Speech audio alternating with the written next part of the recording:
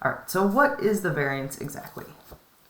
And this is one that's a little bit harder to describe in words, which is why I didn't do it on the other slide. The variance is going to be given by a formula that looks like this.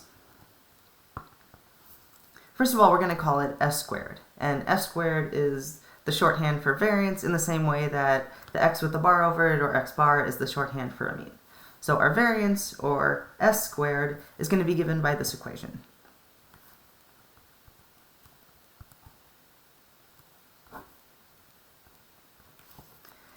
And we read this as the sum of x minus x bar squared divided by n minus 1, where this is the Greek letter sigma again, and this means sum of, so it means add everything that comes after it together. X, just like it was before, is going to be each observation.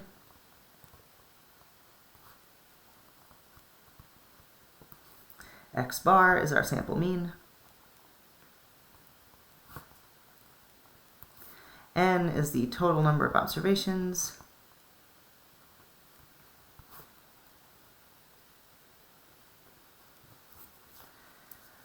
And that's all we have. And again, s squared is just another way of saying variance. And so if you look at this equation, looks complicated just at a glance, but what you might notice is that what we have in here in the parentheses is our formula for a deviation. So what we're saying with this formula is that we're going to take all of our deviations that we calculated. So we're going to be using these deviations that we calculated on the last page here. We're going to be squaring them, which is what this shows us, adding our squared deviations together, and then dividing by n minus 1. The best way to do this is to do it in steps. So I'm actually going to write out everything that I had on this last page here, because those are the first steps in finding the variance. So the first thing we need are the number of arrests that we have, or in other words, each of our observations. Next, we're going to be looking at the deviance for each of those observations, which is x minus x bar.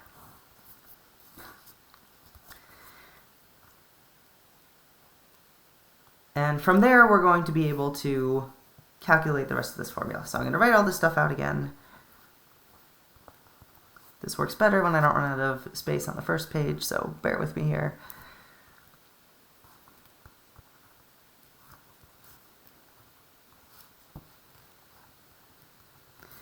Alright, so here were all of our observations. We subtracted the mean from each one to get our deviance.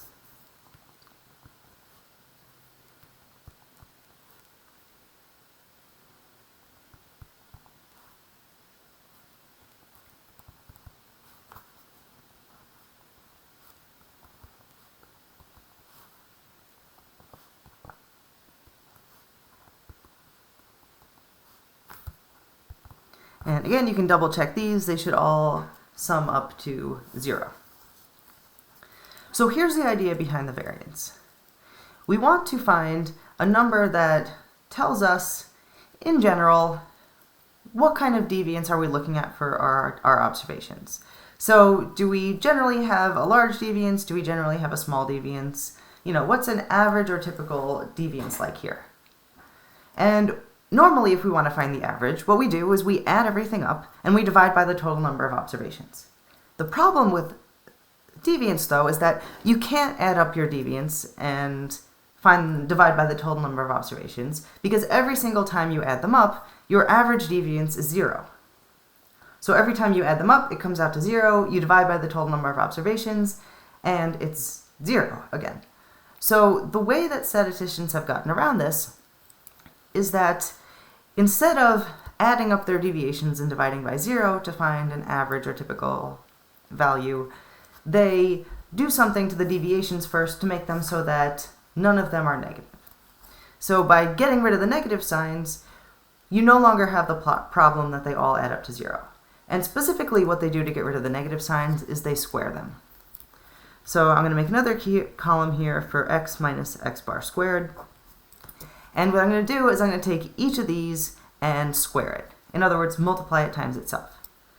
So, yeah, 0.5 squared, which is going to give us 0.25. We have negative 0.5 squared, which also gives us 0.25. And as a reminder, when you square a negative, or when you multiply any negative times another negative, the negative signs go away. So I'm going to keep on doing this down the line. So this is going to be the squared deviation for each of these. So if you square negative 1.5, you get 2.25, and so on.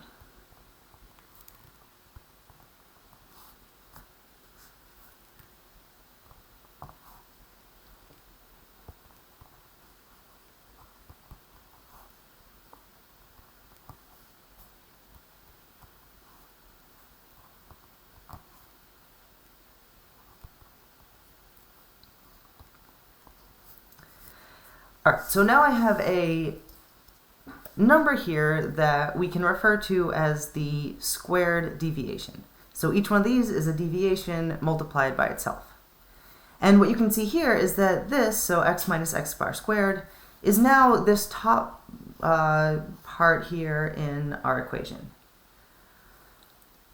And what the equation is telling us to do is to add all of these together. So in the numerator in our equation, we have the sum of our squared deviations. This means that we want to take the sum of all of these squared deviations here.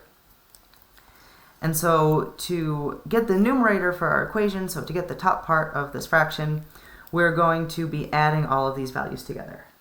And specifically, if you add all of these together, so 0.25 plus 0.25 plus 2.25 and so on down the line, you get 25. And what this 25 here is equal to is the sum of your squared deviations. So bit by bit, with this table and long complicated process, we are filling in our equation up here.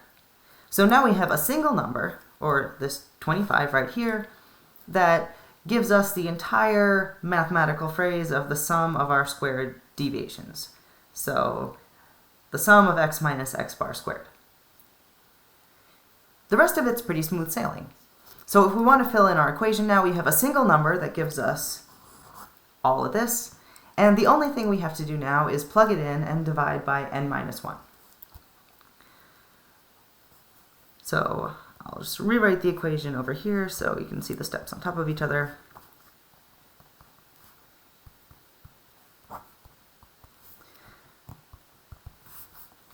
And so we're going to plug in 25 for the sum of x minus x bar squared on the top, and we're going to divide by n minus 1.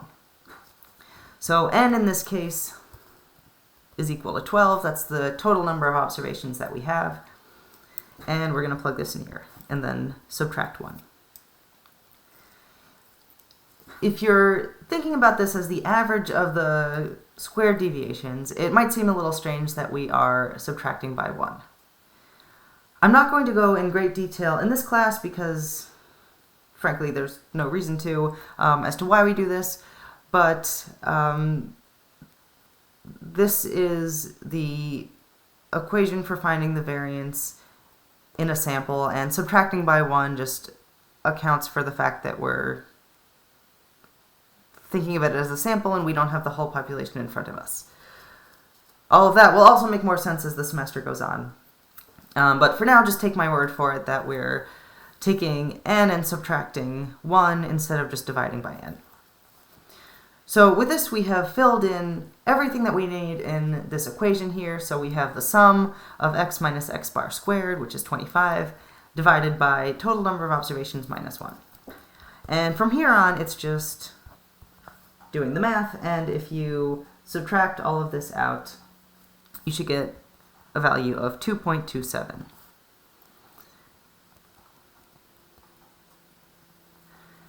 The problem with this value of 2.27, though, is that it's in units squared. And specifically, we would say that our variance here is 2.27 arrests squared.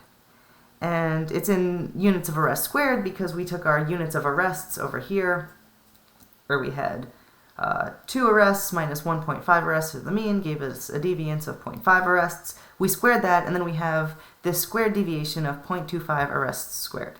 So everything else we've done since then has been in units of arrests squared. So what exactly does this mean? Think in your mind about what 2.27 arrests squared looks like. You're probably not coming up with a lot because an arrest squared isn't a particularly meaningful unit of anything. So an issue with variance, like I mentioned on the last slide, is that it gives you a number, but it's a number that's really hard to interpret because most of the time you're not looking at units that make any sense squared. So while we do have a value here that gives us, some combination of our deviations that can be interpreted as a measure of variability, it's hard to say exactly what it means because it's an arrest squared. But as I said before, the variance, which we just calculated, is useful in that it combines all of our observations here. So we got all our squared observations based on every single piece of data that we have, and we combine them into a single measure using this equation. And this is a measure that will be useful in calculating other things. The main thing that it will be useful in calculating is something called the standard deviation, which I'm going to talk about next, and which is the main measure of variability that is used in research and other practical applications.